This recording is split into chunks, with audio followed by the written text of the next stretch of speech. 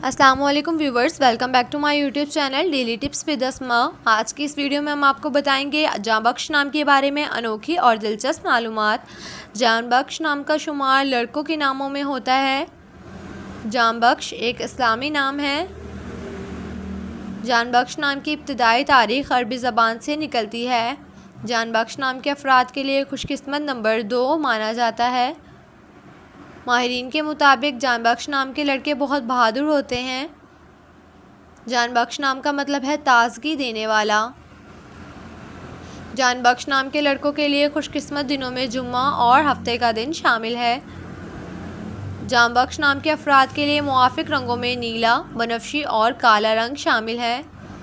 जान बख्श नाम के अफराद के लिए मुआफिक पत्थरों में नीलम पत्थर शामिल है। खुशकिस्मती वाली धातों में हिंसों के हिसाब से लोहा शामिल है।